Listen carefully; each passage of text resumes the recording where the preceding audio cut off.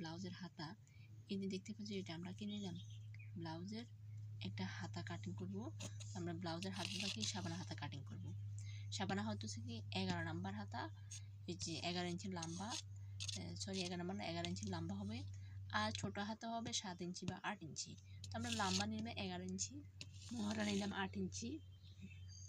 এরপরে হাতার মুহুরিটা আমরা নিলাম 5 ইঞ্চি, দেখতে পাচ্ছ 5 ইঞ্চি।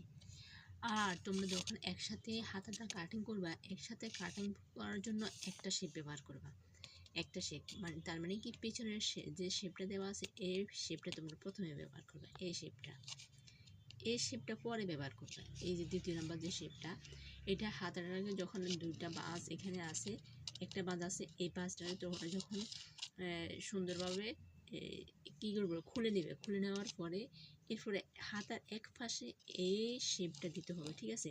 তখন দিলে সুবিধাটা কি, এই যে ব্লাউজের এই যে মোহরার এই পাশে যখন আমরা হাতাটা লাগাবো তখন কি এখানে হাতাটা অনেকগুলো কাপড় একসাথে দলা ফাঁকে থাকবে না আর কি, একসাথে জমাট হয়ে থাকবে না, খুব সুন্দর এবং স্মুথ দেখা যাবে, ঠিক আছে? আর আরেকটা বিষয় তোমরা খেয়াল করো, এই যে ব্লাউজের এখান থেকে যখন 2.5 ইঞ্চি নিবা এবং এখান থেকে 3 ইঞ্চি, এখান থেকে বুতাম প্লেট থেকে এখানে 3 ইঞ্চি নিবা, এখানে 2.5 ইঞ্চি নিবা, আর উপরও এই কর্নার থেকে এখানে 2.5 ইঞ্চি নিবা। ঠিক এই মাঝখানে এই পয়েন্টটা থেকে তোমরা 2.5 ইঞ্চি দূরত্ব রাখবা, এই যে 2.5 ইঞ্চি দূরত্ব থাকবা। বাকি এই কাপড়টা ধরে ধরে তোমরা কী করবা, টেকিং দিয়ে নিবা। এই কাপড়টা ধরে ধরে সুন্দরভাবে টেকিং করে নিবা, ঠিক আছে? তাহলে তোমাদের ব্লাউজের টেকিংয়ে কোনো সমস্যা হবে না এবং কোনো ভুল হবে না।